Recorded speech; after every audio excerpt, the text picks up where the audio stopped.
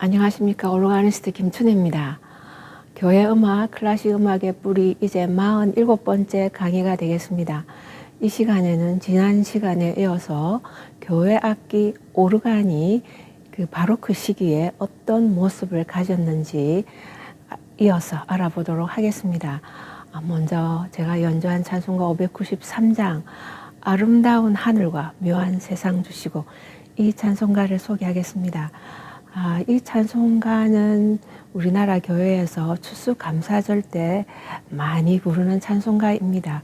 그래서 맨 후렴, 반복하는 후렴 끝절에도 보면 주님께 감사 찬송 드립니다 이렇게 되어 있죠. 물론 이것도 맞습니다만은 사실은 이 가사의 원 용도는 성찬 찬송이었다고 합니다.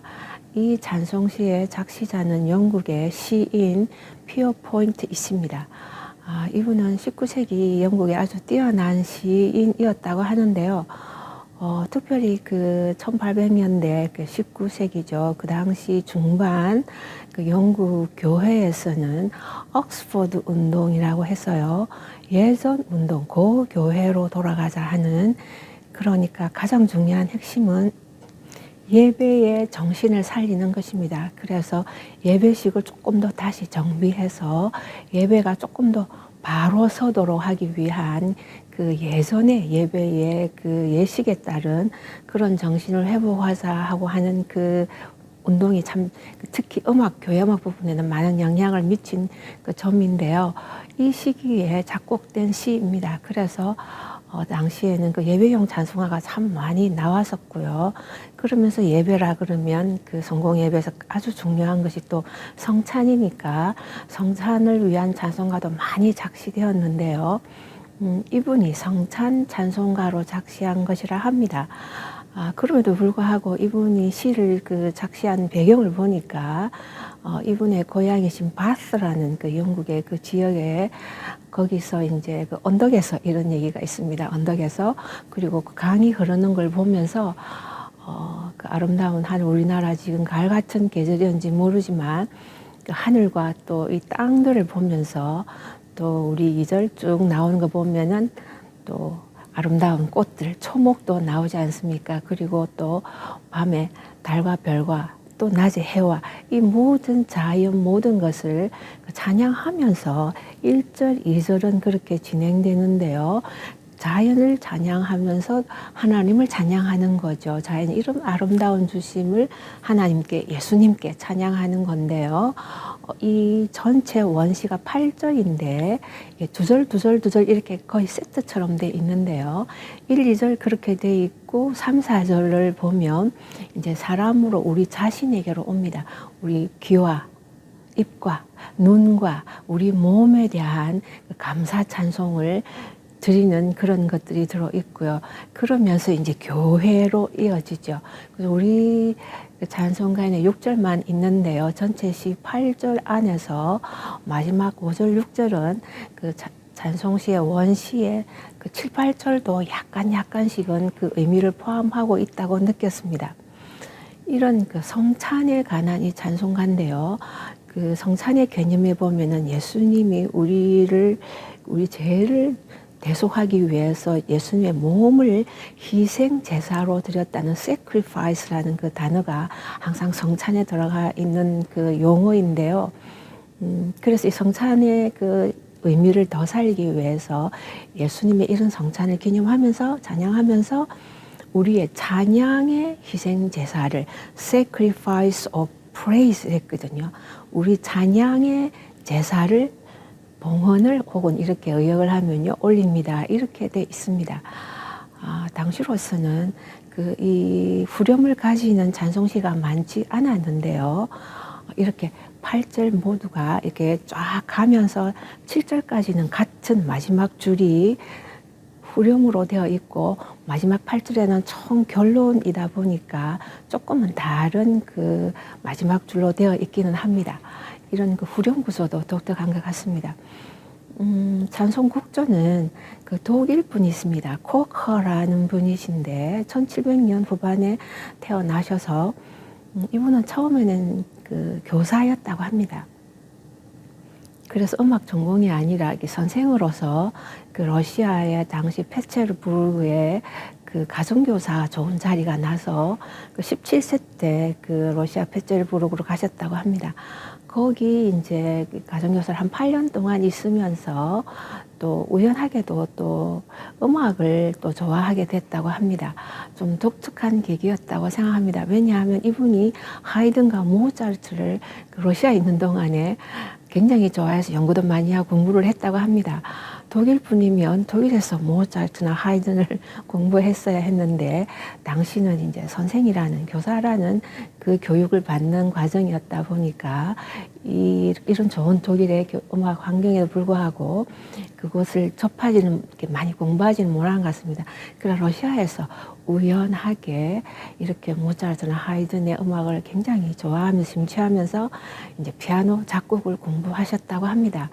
그래서 8년 후에 25세에 다시 이제 독일로 돌아오셔서 지금의 슈투트가르트에 이제 정착하시면서 거의 60년을 거기서 평생 보내시면서 물론 짧게는 또 이탈리아에 가서 음악 공부를 더 하셨다고 합니다. 그러면서 거의 60년을 슈투트가르트에서 성가대 지휘 오르가니스트로 계시면서 많은 활약을 하셨는데요. 작곡가로서 보니까 오라토리오도 있고 오페라도 있고 많은 곡들이 있었습니다. 그렇게 있고 그러면서 이분이 특히 올해 이제 그 교회 음악에 헌신하시면서 당시에 교회 음악의 갱신이라고 합니다. 그래서 교회 음악의 갱신 혹은 개혁을 굉장히 이렇게 주창했다고 합니다. 그래서 이분의 그 일에 보니까 그 당시 흔하지 않는 교회 음악 학교, School of Sacred Music 이랬는데요. 교회 음악 학교를 이렇게 만들었다고 합니다. 1821년이라고 하는데요. 굉장히 이 당시는 드문 그런 일이라고 생각이 됩니다. 그런 아주 열성이 있었다는 그런 느낌이 들고요.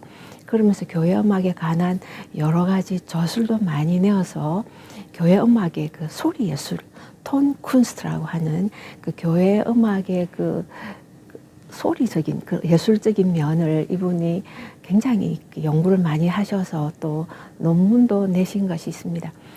이 선율은 이제 처음에는 그 독일의 그 코랄이죠. 독일 회중 찬송가 코랄의 그 신실하신 구세주여 우리가 여기 있습니다 하는 그 독일 코랄 그 가사의 선율을 작곡한 것이라고 합니다. 그러면서 그 이후에 이제 이게 영국의 그 옥스퍼드 운동 아까 말씀드린 그 운동 당시에 굉장히 뛰어난 영국의 작곡가 몽크라는 분이 계시는데요. 우리나라 찬송가에도 해주므로 날저무로 주여 우리와 함께 하소서 하는 그 좋은 찬송가도 있는데요. 이 몽크가 이 코거 이분의 그 코랄 독일 코랄의 선율을 이렇게 영국에 가져와서 이렇게 편곡하셨다고 합니다. 그래서 이 곡을 편곡하신 것을 우리 찬송가 곡조명에 보면 딕스라고 되어 있는데요. 윌리엄 딕스가 이 좋은 곡조를 가지고 이분은 딕스는 또 당시에 그 영국에서 좋은 성탄절 캐롤 성탄절 찬송가를 많이 작시하셨던 분이신데요.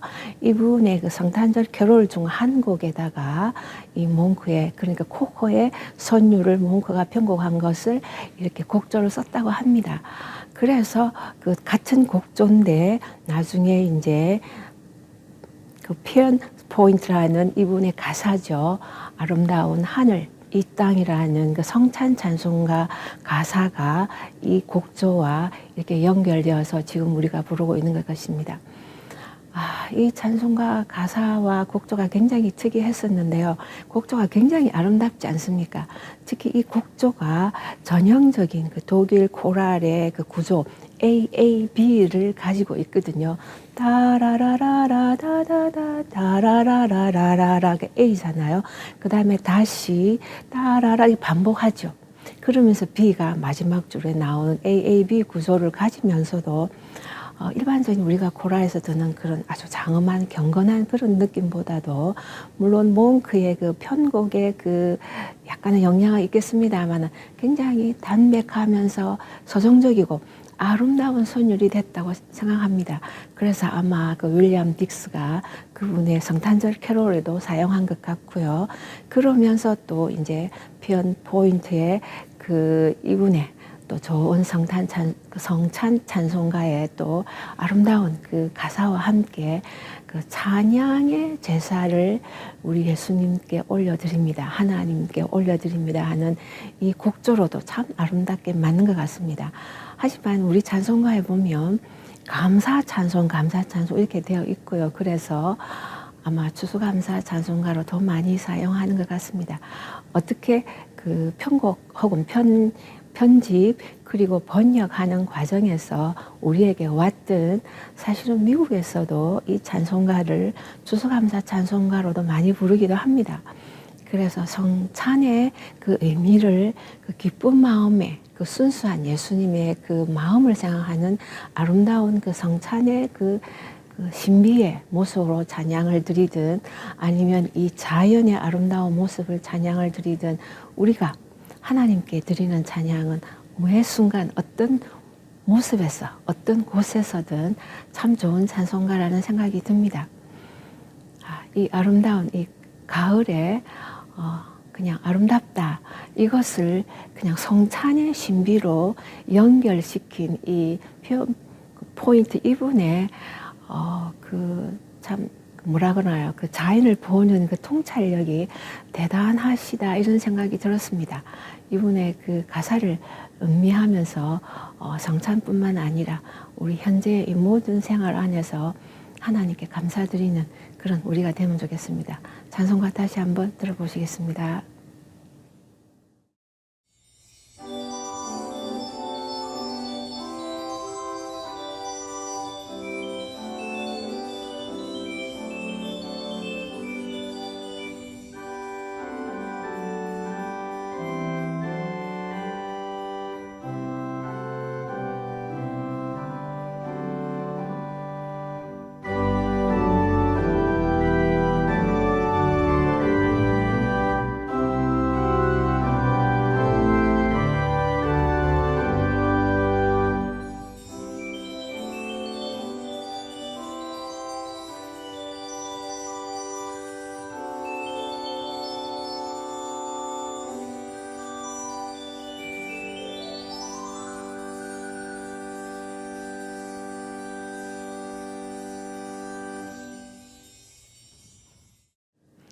이어서 하겠습니다.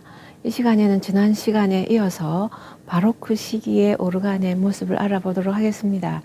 지난 시간에 그 개혁 이후에 오르간의 모습이 이제 각 교회가 다르니까 달라지는 그런 설명을 했었습니다.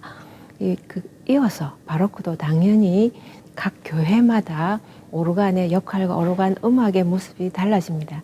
그뿐만 아니라 오르간의 발달이 또 나라마다 다 다르게 되어지는 것이 이 바로크 시기에 아주 더 구체화되고 더 크게 이렇게 달라지는 것을 또 느낄 수 있는데요.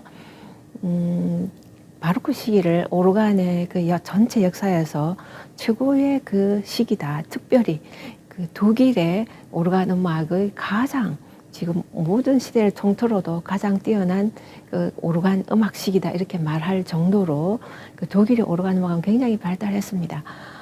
일단 그 오늘은 전체적인 오르간의 그 바로크 시기의 예배에서 모습들을 살펴보고 워낙 바로크 시기에 그 많은 그 음악들이 있기 때문에 독일을 이렇게 우선적으로 알아볼까 합니다.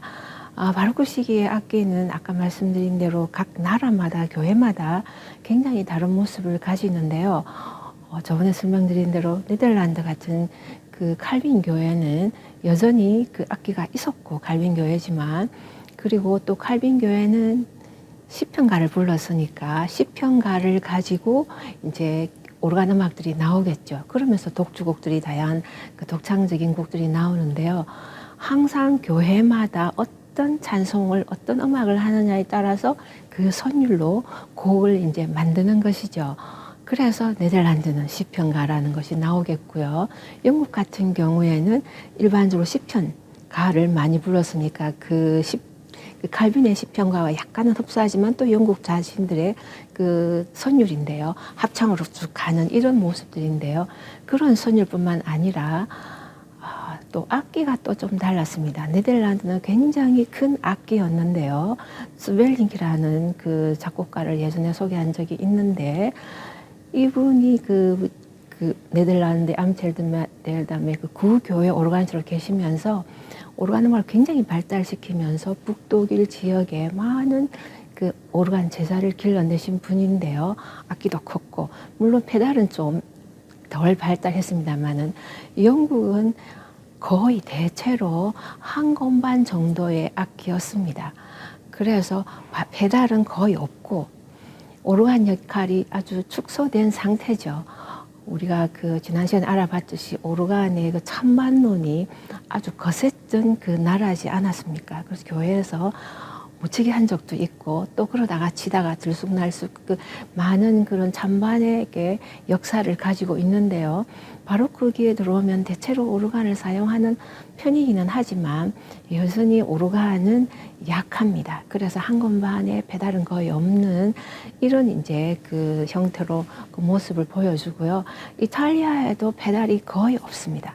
그 가톨릭으로서 그 가톨릭 선율에 의해서 곡들이 오르간 미사도 있기는 하지만 그 당시 성악이 워낙 발달했고 그래서 이 오르간의 역할이 그 성당에서는 미흡했던 것 같습니다. 그래서 아주 한 건반 정도 어쩌다가 두 건반이지만 대체로 한 건반에서 다양한 그렇지만 음색은 영국보다는 조금 더 많은 경우도 있었는데요. 페달도 아주 미흡할 정도로 없든가 아니면 손에서 내려오는 정도로 했던 그런 이제 악기들이 그 성악적인 그런 아주 아름다운 그 실볼이 이렇게도 말을 하는데 윤기가 나는 그런 성악적인 그런 좋은 어떻게 보면은 악기였다고 말할 수 있습니다. 같은 가톨릭의 프랑스 경우에는 조금 더 큰 사이즈는 많았었습니다. 큰 대성당들이 그 좋은 악기들을 이렇게 설치를 했었는데요.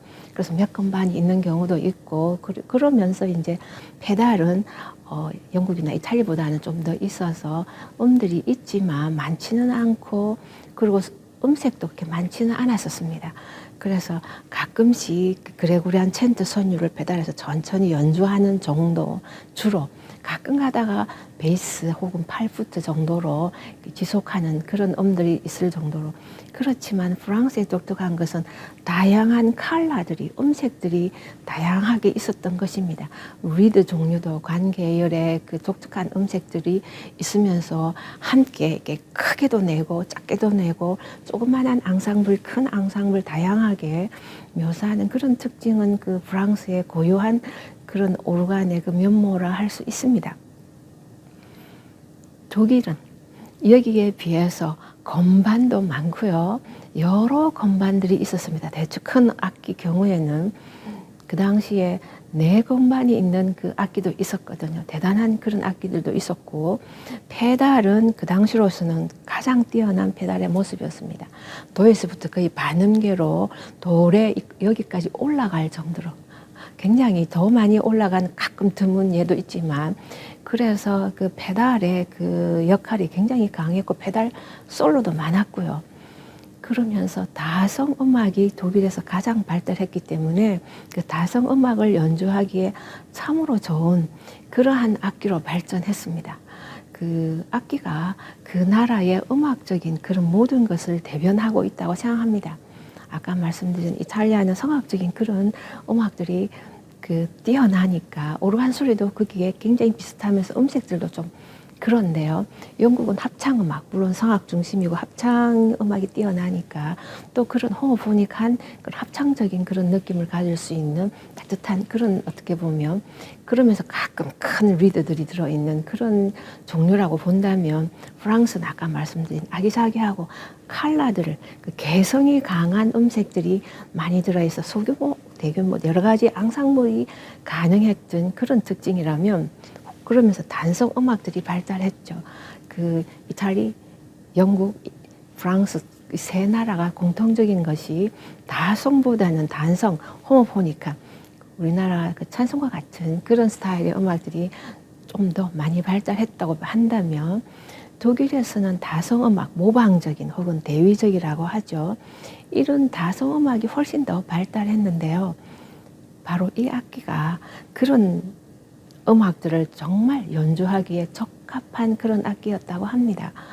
이런 악기를 통해서 그 독일의 굉장히 뛰어난 그 작곡가들이 이렇게 배출이 됩니다. 물론 쯔벨링크의 역할도 있습니다. 그 쯔벨링크가 좋은 그 오르가니스트 제자들을 길러낸 것도 있고요.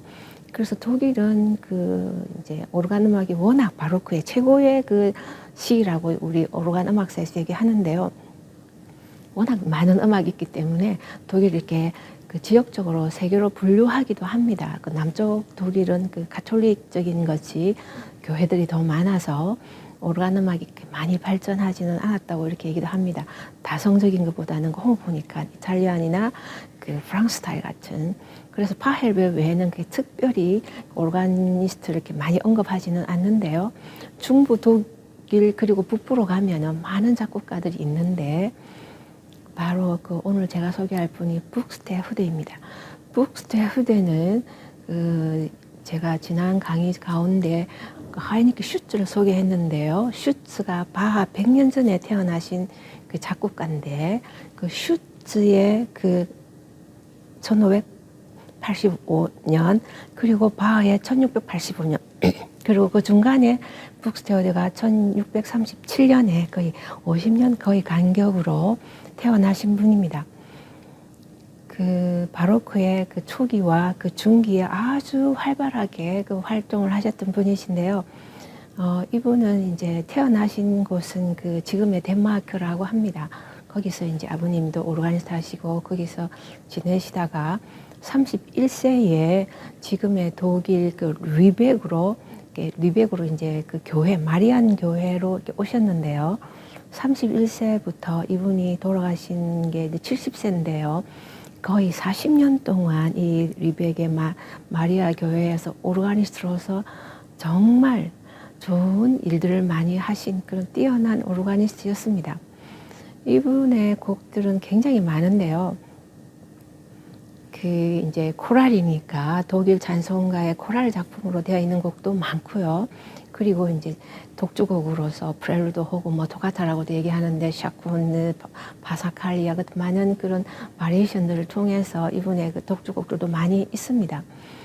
그럼에도 불구하고 이분은 성악곡도 상당히 많습니다. 그 다른 앙상블 곡도 있는데 그 학자들이 말하기를 이제 워낙 오르간 곡이 이분이 오르가니스트이기도 했지만 뛰어나고 많이 연주되다 보니까 이분의 이 좋은 나머지 곡들이 이렇게 좀 빛을 발하는 경향이 있다 아쉬워하는 그 학자들도 있습니다. 그런데다가 또 악보도 많이 소실되기도 했다고 합니다. 참 안타까운 것인데요. 그 이분의 그 성악곡 중에서 멤브라 예수 노스트리라는 그 곡이 있는데요. 굉장히 긴 곡인데 사실은 그 안에 칸타타 7개가 이렇게 들어있는 곡입니다. 우리 예수님의 몸이라는 그 제목의 이게 긴 성악곡인데요. 예수님의 그 십자가상의 그 예수님 몸을 이렇게 그 음악화해서 주제로 해서 이제 음악이 이제 진행되는데요. 참으로 좋은 곡이었습니다. 제가 길어서 다는 못 들었지만 여러분께 꼭 소개하는 그 곡입니다.